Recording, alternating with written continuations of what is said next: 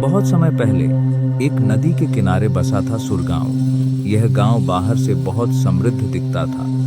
बड़े घर, भरे हुए खेत और अनाज के गोदाम, लेकिन भीतर से यह गांव सूखा था, दिलों से। इसी गांव के बाहर एक टूटी झोपड़ी में रहता था भोलू।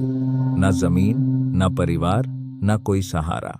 वह दिन में नदी से मिट्टी निकालता और शाम को ईंट बनाने वालों को बेच देता। जो मिलता उसी में गुजारा करता। भोलू बहुत कम बोलता था, लेकिन जब भी गांव में कोई बीमार पड़ता वह सबसे पहले पानी पहुंचाता। लोग कहते, यह पागल है, अपना पेट छोड़कर दूसरों की सोचता है। एक साल भयानक सूखा पड़ा। नदी सिकुड़ गई, अनाज महंगा हो गया।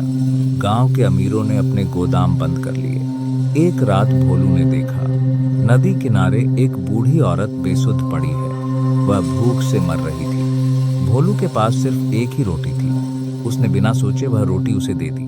उस रात भोलू भूखा सोया। अगली सुबह गांव में हड़कंप मच गया। नदी का पानी अचानक काला हो गया। मछलियां मरने लगी, पशु पानी पीते ही गिरने लगे। गांव वाले डर गए। तभी गांव के बीच एक अजीब घटना हुई। एक काली छाया प्रकट हुई और बोली, आज सुरगांव में इंसान मर गया है।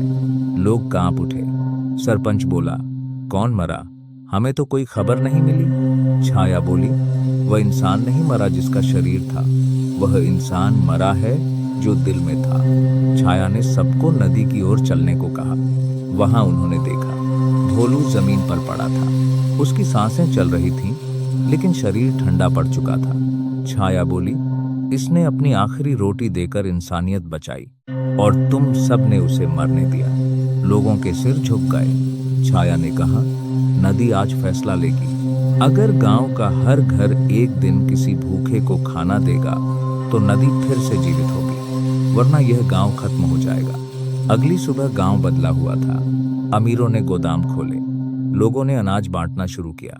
3 दिन बाद नदी साफ हो गई। भोलू की आंखें खुली, लेकिन अब वह गांव में नहीं रहा। वह बिना कुछ कहे चला गया। आज भी कहते हैं, अगर कभी कोई गांव सिर्फ अपने लिए जीने लगे तो कहीं ना कहीं कोई भोलू फिर भूखा सोता है।